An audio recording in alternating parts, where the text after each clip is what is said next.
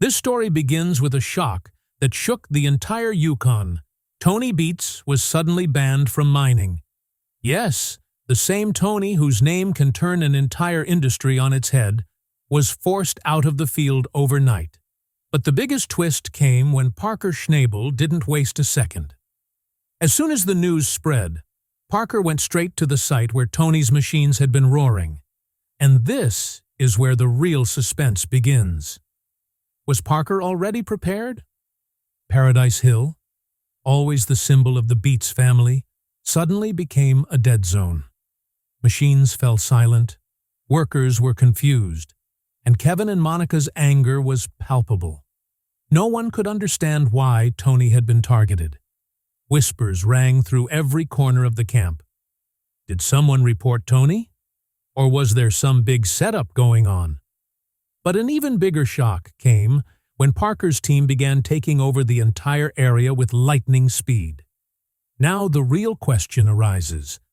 Did Tony really make a big mistake? Or was this all part of a hidden plan? Seeing Parker's speed, it seemed as if he knew everything all along. Even the workers exclaimed, "Brother, this doesn't seem like a normal reaction. This is a complete game plan." And to be honest, the faster the profits started shifting, the more suspicious the whole matter became. And if you think the scandal ended there, then brother, believe me, this is just the beginning. The revelations that are to come will turn the entire gold rush game upside down. Be sure to watch the video until the end. Don't forget to like, comment, and share. And yes, be sure to subscribe, because the real truth is just beginning to emerge. Even today, the entire world of the gold rush pauses at the mention of Tony Beets. His 38-year journey wasn't just about mining, but an empire he built with his hard work, anger, and ingenuity. Paradise Hill wasn't his home, it was his kingdom, where he extracted over $90 million in gold. People used to say that if anyone in the Yukon could make the impossible possible, it was only one man, Tony Beets. But even such a big name can be shaken in an instant. And that's what happened that day when a letter dealt a direct blow to his entire legacy. Paradise Hill's history is a story in itself. This mountainous region was once considered nearly dead, but Tony transformed it into a river of gold. His massive dredge operations, monster machines, and non-stop hard work made this place the Yukon's most high-value mining site. Even workers used to say, "Work is tough under Tony, but gold is also found there." But in that very place, in that very empire, a sudden turn blurred everything. A simple official order, just a piece of paper, put an empire built over 38 years in jeopardy. Tony's reputation rested not only on his gold, but also on his attitude. He followed the rules his way, operated the machines his way, and often clashed directly with officials. But perhaps this very thing became his biggest weakness. After the mining ban, people began to wonder, did his overconfidence lead him to a trap? Or was it a trick? Because such a major decision couldn't be made without a significant reason. Tony's fans, workers, and the entire industry were in shock. The biggest twist was that his empire, which had been stable for so many years, suddenly came to a halt with an official signature. There was no warning, no last notice, just a simple halt. Tony himself was stunned, as he had never imagined that Paradise Hill's machines would one day stop. This order not only halted mining, but also put his entire career in question. And this is where the story started to become dangerous. Because when a king falls, more noise than that resonates throughout the kingdom. The most frightening part of this entire matter was that this investigation wasn't a matter of a week or two, but a secret inquiry spanning 14 months. No one knew who initiated it, who filed the complaint, and which department processed it. In the mining industry, even the smallest mistake is immediately noticed, But here, officials sat silent as if a vast conspiracy was being hatched. The strangest thing was that even an experienced person like Tony, who keeps an eye on every activity, had no clue about it. It seemed as if the investigation was being conducted in a manner known only to a select few insiders. Workers later reported that in the past few months, some unknown people had visited the site. Sometimes drone surveillance, sometimes one or two unfamiliar vehicles, and sometimes someone would suddenly be seen taking photographs without any official body language. At the time, everyone thought these were normal routine checks, but later realized that all these pieces of the puzzle were part of the same secret investigation. The question arises, who filed the complaint? Was this a move by a rival? Or did someone on the inside see something suspicious? One thing was clear, such a lengthy investigation wouldn't have been conducted without a significant reason, nor would it have been conducted so quietly. The biggest twist came when it was revealed that officials had intentionally kept everything hidden from Tony. Perhaps they wanted a perfect catch, a moment when they could catch Tony red-handed or turn one of his mistakes into solid evidence. But the real fear grew when it appeared that the investigation wasn't just about paperwork. Perhaps someone had targeted Tony. Taking 14 months meant someone had patiently prepared the entire trap. And the biggest shock was that Tony himself had been confident all this time, unaware that his empire was deeply entangled in a serious problem. As soon as the investigation's results came in, Paradise Hill, which always buzzed with the sound of machinery, suddenly became a dead zone. In an instant, it was as if someone had removed the heart of the entire area. Excavators, pumps, trommels, all stopped. There was no dust. The smell of diesel was gone, and the usual gold rush hustle and bustle was lost in the air. Workers stood at the site, looking at each other as if someone had shaken their ground. No one could understand what had happened, or why it had happened so suddenly. Kevin was the most tense. He's always confident, but that day, frustration was evident on his face. He was repeatedly checking paperwork and making phone calls, but he wasn't getting any proper answers. Monica was also extremely upset. She had never imagined that Paradise Hill's machines would suddenly stop like this. There was fear and anger in her eyes. "We've never seen anything like this," she told the crew. For the Beets family, this wasn't just a mining stop, it was a threat to their entire legacy. The crew's body language spoke volumes. Some workers were in shock, some in fear, and some thought it might be temporary, but deep down, they knew this wasn't a normal situation. There was a strange silence at the site, the kind of silence usually found only in abandoned mines. Workers whispered among themselves that perhaps the investigation had uncovered something significant, or that the officials had made a strict decision. The sound of the machines stopping frightened everyone, because, in the world of the gold rush, a stoppage of machines meant a stoppage of income, and a stoppage of income meant the entire camp was at risk. The atmosphere at Paradise Hill that day was like a battlefield. Everyone was standing, but no one knew who the enemy was or where the attack came from. The echoes of the first attack on Tony's empire were clearly visible in the workers' eyes. Everyone was waiting to see what would happen next. And this suspense made the entire story all the more dangerous. As soon as the machines at Paradise Hill stopped, workers began whispering to each other. No one had any concrete proof, but the vibes were very strange. Some were saying outright, "This cannot be normal. This seems to be someone's plan." A fear spread through the team that someone might have deliberately trapped Tony. But who? No one was naming names, but small hints were floating around as if the wind was blaring a conspiracy. Workers began to remember unexplained visits, strangers, random inspections, and those sudden drone flyovers that no one understood at the time.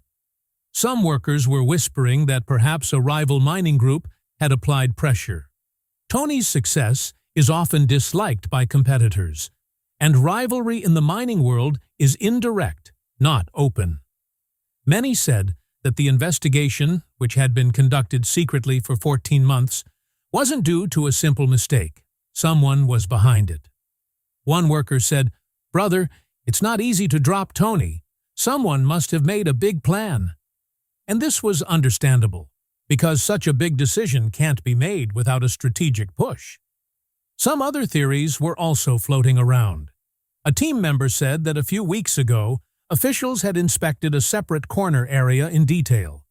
This was the first time such a thing had happened. Meanwhile, some workers suggested that someone might have intentionally filed a complaint regarding a paperwork mismatch. But the most frightening thing was that all the theories were pointing in one direction. Someone targeted Tony. This made the mood of the entire camp even heavier. That day, not only did the machines stop at Paradise Hill, people's confidence was also shaken, unsure of who to believe. The news of Tony's ban hadn't even spread when, within hours, Parker Schnabel himself arrived at Paradise Hill. This was the biggest shock for the workers. Everyone's first reaction was, how did it happen so quickly? Parker's arrival prepared as soon as the ban notice arrived didn't seem normal. It seemed as if he knew everything in advance. His entry wasn't hearsay, it was absolutely cinematic. Pickup truck, map files, drone kit, and a small crew at the ready. Many were saying this couldn't be a coincidence. When Parker landed on the ground, he already had the site's internal details, which areas were open, where the machines were located, which sections were best for high-value pay dirt. Workers noticed that he wasn't inspecting the site like a newcomer, but like a prepared commander. His pace suggested he'd developed a complete strategy for the area within the past few days. The question was, why? And how? If the ban was sudden, how did Parker achieve such complete preparation so quickly? Some workers even openly suggested that Parker had gotten a hint that action was about to be taken against Tony, because Parker doesn't usually move so quickly at a rival's site. Mining takes time, machines take time to shift, and staff take time to set up. But here, Parker arrived as if he was just waiting for the signal to leave. His team was moving just as fast. Some were opening maps, some were measuring boundaries, as if it had all been rehearsed beforehand. The point was that Parker had always respected Tony, but the rivalry was equally real. Two gold giants on the same ground. It always creates tension. So when the workers saw Parker approaching so quickly, a single question ran through their minds. Was Parker secretly ready? And did he take advantage of Tony's ban? The situation was so strange that many workers openly exclaimed, "Brother, this doesn't seem like a coincidence. This seems like a complete plan." And this increased the suspense throughout the camp exponentially. Parker's entry made it clear that the story was no longer just about the ban. It was the beginning of a power shift. As soon as Parker Schnabel arrived at Paradise Hill, the speed with which his team began taking over the entire area would have astonished anyone. Normally, shifting mining operations is a massive task. Bringing in machines, conducting ground surveys, preparing routes, setting up fuel, and organizing the crew, all of which takes days.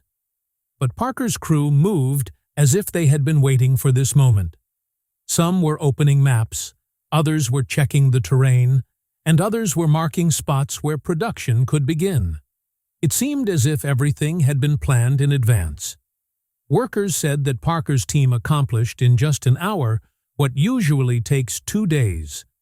They already had the old layout of Paradise Hill, drainage patterns, estimated gold lines, and route mapping for the trucks ready. Parker himself walked around the site, inspecting every corner, but his focus seemed as if he already knew the place. His team quickly set up fuel tanks, marked potential positions for machines, and established a blueprint for operations. No one could understand how such perfect planning was possible so quickly. When workers observed Parker's preparation, theories began to swirl. Some said, this couldn't have happened in a day. It was definitely planned from the start. In the mining world, no rival confidently steps into someone else's claim until they receive a solid green signal. The smoothness with which Parker initiated the takeover didn't seem like an emergency reaction. It seemed like a well-prepared movement. This created a strange unease throughout the camp. Perhaps there was more behind the ban that hadn't been revealed. The most shocking part was that Parker didn't hesitate for a moment. Whether it was paperwork, logistics, or ground planning, he finalized everything in minutes. Workers whispered among themselves. Tony's empire stopped, and Parker's started. Too perfect timing. Parker's rapid takeover made it clear that the story wasn't just about the ban. It was the beginning of a power shift, and the energy at Paradise Hill that day signaled a major storm ahead. While Parker was confidently moving through the site, Kevin Beets' entry made the atmosphere extremely heavy. It was clear on Kevin's face that he wasn't happy with the situation. He slowly approached Parker, and a silent stare-down ensued between them. No conversation, no smile, just pure tension in his eyes. Even the crew stopped to watch, as this was a moment when two prominent mining families were standing face-to-face on the same land. For Kevin, this wasn't just about land loss. It was about his family's honor, legacy, and years of hard work. Parker's face held a determined expression, as if he wouldn't back down under any circumstances. The body language of both men indicated that the situation was far from normal. The air literally felt heavy.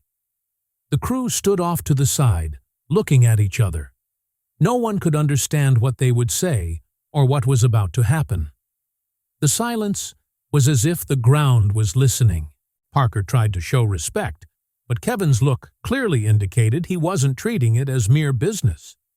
His face was filled with pain and anger, as if he was wondering how Parker had arrived so quickly.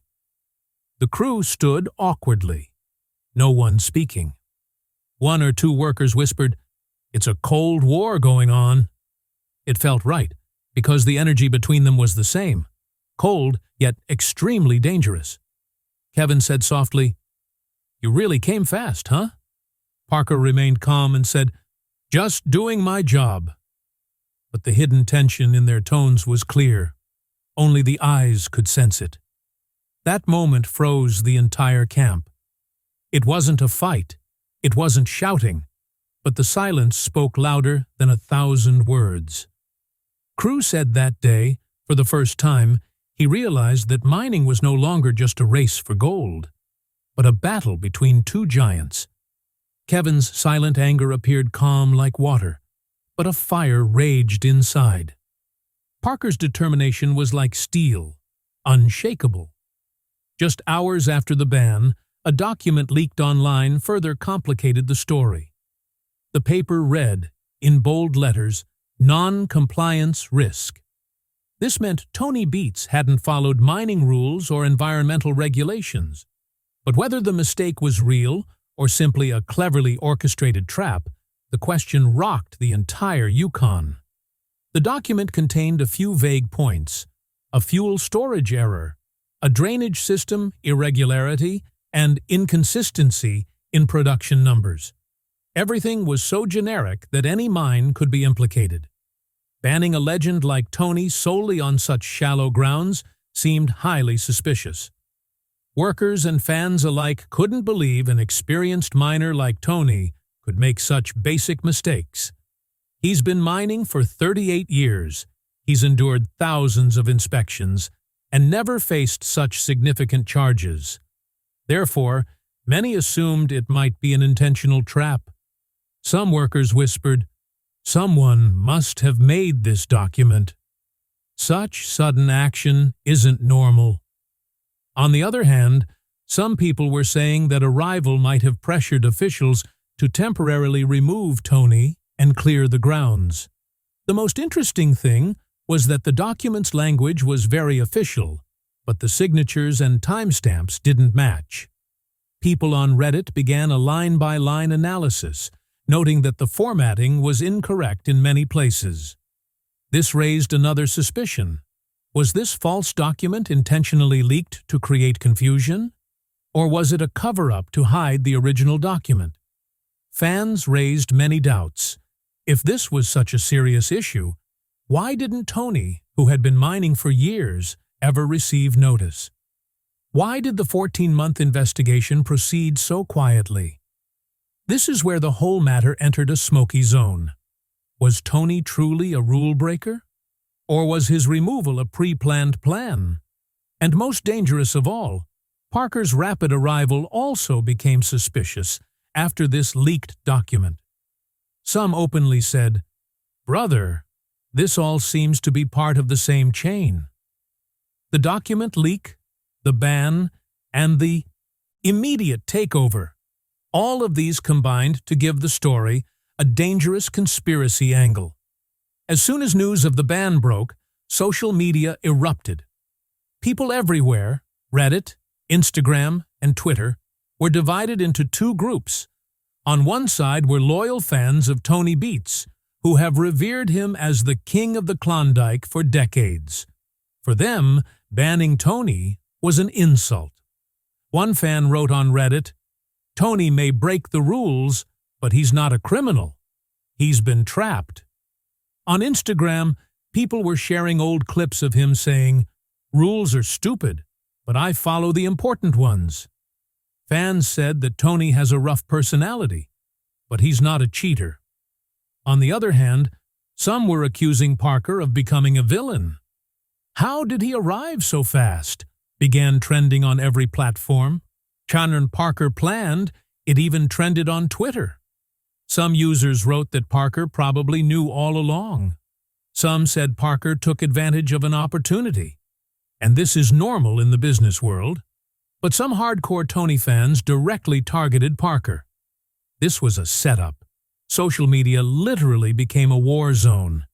But interestingly, there was a third category, one that was neutral and doubted both sides. They wrote that the drama of the Gold Rush show was playing out in real life, and no one knew the full story. Many said that the reputations of both Parker and Tony were being used to cover up the mistakes of officials. Tony vs. Parker videos began going viral on Insta Reels and YouTube Shorts. Everyone came up with their own theories. Some said there was government pressure, some said there was rivalry, and some even called it a scripted conspiracy. The biggest divide came when photos of Parker's site entry went viral. Fans said, "Tony's empire didn't collapse. It was destroyed." Parker supporters said, "Parker is just smart. He seized the opportunity." This social media explosion shrouded the truth of the entire incident in an even deeper fog. Now no one could figure out who the real villain was: the system, the rivals, Parker, or Tony himself. As soon as news of the ban broke, reactions from prominent figures in the mining world began pouring in, and each one's words gave the story a new twist. Freddie Dodge was the first to react. Freddie has always been a practical person, and he clearly stated, "Tony makes mistakes, but he doesn't do it intentionally." Freddie's tone was supportive of Tony, as if he believed the matter might not be as simple as it seemed. Rick Ness also didn't stay silent for long. He said that he knew Tony's hard work and honesty, and that if someone so experienced was banned, something serious had happened. Rick's words clearly indicated that he was suspicious of the entire matter. Todd Hoffman's reaction was the most dramatic. He openly declared, "This looks planned. Too perfect timing." Todd clearly hinted that someone had cleared their own path by removing Tony. His words further fueled the fire among fans, as Todd, despite staying away from the drama of the show, understands industry politics from within. On the other hand, some of Parker's longtime supporters said that Parker had done nothing wrong. He was simply taking advantage of an opportunity, as every businessman does. But some miners said that Parker's timing was so perfect that it raised suspicion. The industry literally split in two, one with Tony, one with Parker. And those in the middle were saying, this was all set up. The whole world was waiting for Tony's response. Workers, fans, industry legends, everyone wanted to know what Tony would say. But when Tony finally appeared on camera, his tone wasn't that of an angry man, but rather like a calm lion observing before attacking. He stood calmly and said just 3 things. This is not the end. This is the start. His voice was low, but each word was as heavy as steel. He wasn't angry. He wasn't shouting. His calmness was the most frightening. Those who know Tony understand that his mind works best when he's calm. This small statement created a storm on social media. Fans said, Tony will be back. Workers said, he's planning something big. And even rivals felt that Tony's message was nothing less than a warning. There was a slight fire on his face, as if he was hurt. But he didn't give up. He was clearly saying that the ban wasn't the end for him. It was just a new beginning. Tony didn't say a single extra word after that, but his silence made as much impact as any lengthy press conference could. There was a plan in his eyes, a spark of revenge, and a confidence that the story was far from over. After Tony's warning, the industry understood that the real battle was about to begin. Parker versus Tony, a direct clash between two giants. Now, it wasn't just about mining, it had become a battle for profits, land rights, and the Yukon's most powerful gold claims. Tony's empire may have frozen, but his fight had just begun. Parker, on the other hand, showed no sign of backing down. He was already pushing operations hard, and his profits were growing daily. Seeing this, Tony's supporters became even more aggressive. Fans and experts were now openly saying that the upcoming season wouldn't just be about gold, it would be a story of survival, power, and revenge.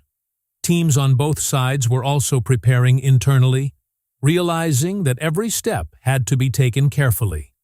Parker's impetuosity was a warning, and Tony's calmness a threat. Perhaps for the first time, the Yukon felt so divided. Mining wasn't just a battle of machines and dirt. It had become a game of dominance. The narrator's closing line sets the tone for the story. This is not an ending. It's the beginning of a fire. And indeed, the real smoke from this fire has only just begun to rise.